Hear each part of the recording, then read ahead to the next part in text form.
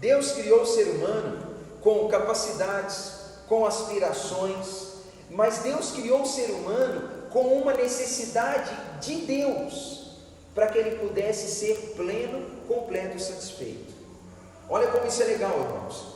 Deus criou o ser humano com capacidades e com vontades, aspirações, mas Deus colocou dentro do homem uma espécie de necessidade que nada pode suprir a não ser o próprio Criador.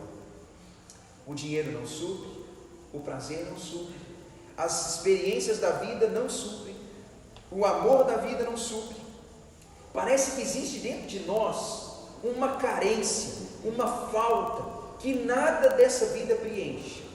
Aí você fala assim: mas pastor, como que eu posso acreditar nisso? É porque quando a gente alcança a pessoa amada, a gente descobre que a necessidade ainda está lá dentro.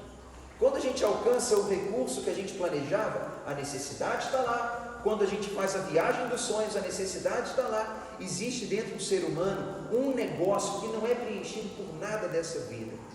É por isso que Paulo fala em Atos capítulo 16, Deus criou o ser humano para que o ser humano possa buscá-lo, e ele pode achá-lo. O homem foi criado para glorificar a Deus e contentar-se nele para sempre. Essa é a terceira afirmação. O ser humano foi criado para a glória de Deus e para ter alegria para sempre, mas uma alegria no próprio Deus. Foi assim que nós fomos criados, irmãos. E sabe de uma coisa? Enquanto a gente fala desses assuntos hoje, eu tenho pensado uma coisa, sabe? Deus deve ter assim muita tristeza ou muita decepção pela criação.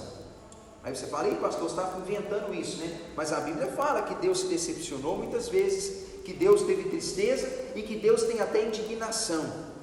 Porque, poxa, não é o que Deus fez, não é assim que foi criado, sabe? Não era para ser assim. Eu fico imaginando que a decepção de Deus, ela deve ser assim tão grande, porque Deus criou o homem com capacidades, Deus colocou o ser humano no mundo com recursos, e Deus criou o homem e falou assim: meu filho, anda nessa direção que sua vida vai bem toda a vida. Mas o ser humano não deu a mínima para tudo isso, e o ser humano está inventando o seu próprio caminho. Como diz Salomão em Eclesiastes, Deus fez tudo perfeito no tempo certo, mas o homem se meteu em muitas astúcias. A ideia é exatamente essa: Deus colocou tudo perfeitinho assim, tudo bonitinho, mas o homem se meteu em muitas enrascadas. Nós não fomos criados para isso, irmãos.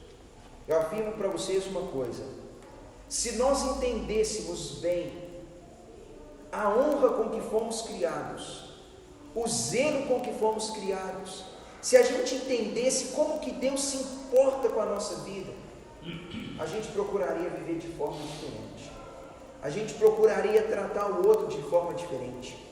Se eu entendesse mesmo o quanto Deus ama o outro, o Adolfo, por exemplo, eu não faria com Adolfo certas coisas que faço. Se eu entendesse o quanto Deus ama cada elemento que anda nessa terra, eu me preocuparia com ele de outra forma. Se eu entendesse o quanto Deus ama o meu corpo e a minha vida, eu não entregaria o meu corpo a certas coisas aqui em treco. A gente veria o mundo de outro jeito. Infelizmente, nós fracassamos, irmãos. Fracassamos em nossa vida moral, fracassamos em nossos relacionamentos, fracassamos no propósito pelo qual fomos criados. O homem abusou da sua liberdade. O homem está em rebelião contra Deus. Infelizmente, nós andamos por um caminho que trouxe uma ruína muito grande. A Bíblia fala em Romanos capítulo 3, versículo 23, que todos os homens são pecadores, estão alienados ou separados da presença gloriosa de Deus. Infelizmente, irmãos, é a nossa geração rebelde, é a nossa geração que abusou da sua liberdade, é uma geração que andou para longe de Deus.